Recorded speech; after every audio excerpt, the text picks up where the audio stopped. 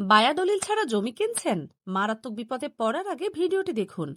আপনি যদি জমি কিনতে আগ্রহী হন, তবে আপনার জন্য সবচেয়ে গুরুত্বপূর্ণ একটি বিষয় হলো বায়া দলিল। অনেক ক্রেতাই এর গুরুত্ব বুঝতে পারেন না, যার ফলে পরবর্তীতে তারা আর্থিক ও আইনি ক্ষতির সম্মুখীন হন। বায়া দলিল কি? সহজ ভাষায়, বায়া দলিল হলো আপনার কেনা জমির সর্বশেষ মালিকানা পরিবর্তনের পূর্বের দলিল বা দলিল সমূহ। অর্থাৎ যিনি বর্তমানে আপনার কাছে জমি বিক্রি করছেন, তিনি যে দলিলের মাধ্যমে এই জমির মালিক হয়েছিলেন, সেটি হলো বায়া দলিল। এটি জমির মালিকানার ধারাবাহিকতার প্রমাণ করে। বায়া দলিল কেন জরুরি? বায়া দলিল ছাড়া জমি কেনা মানে চোখ বন্ধ করে অজানা পথে হাঁটার মতো। এর মাধ্যমে আপনি নিশ্চিত হতে পারেন যে বিক্রেতা সত্যি জমির বৈধ মালিক কিনা, মালিকানা নিষ্কণ্টন এবং কোনো বিতর্কে জড়িত কিনা, জমিটি আগে কতবার হাতবদল হয়েছে এবং প্রতিটি ধাপ বৈধ ছিল কিনা, জমির প্রকৃত আয়তন ও সীমানা ঠিক আছে কিনা। বায়া দলিল না থাকলে যে সমস্যা হতে পারে: জাল দলিলের ফাঁদ।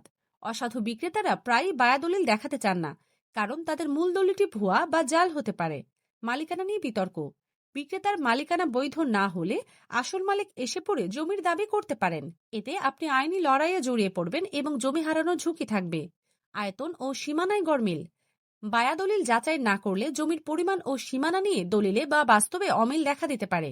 ব্যাংক ঋণে বাধা। বায়া দলিল ছাড়া ব্যাংক কর্তৃপক্ষ আপনার ঋণের আবেদন প্রত্যাখ্যান করতে পারে। নামজারিতে জটিলতা। বায়া দলিল না থাকলে ভূমি অফিসের নামজারির ক্ষেত্রে দীর্ঘসূত্রিতা বা বাধার সৃষ্টি হতে পারে।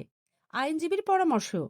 জমি কেনার আগে অবশ্যই বায়া দলিল দেখতে চান এবং একজন অভিজ্ঞ আইনজীবীর মাধ্যমে তা যাচাই করে নিন। বায়া দলিল দেখা ও যাচাই করা আপনার কেনা জমির আইনি সুরক্ষার জন্য অপরিহার্য। এটি আপনার ভবিষ্যৎ নিরাপত্তা নিশ্চিত করবে। মনে রাখবেন, জমি কেনা জীবনের অন্যতম বড় একটি সিদ্ধান্ত, তাই কোনো রকম ঝুঁকি না নিয়ে সচেতনভাবে এগিয়ে যান। আইনি পরামর্শ বা তথ্য জানতে আমাদের ফলো করুন।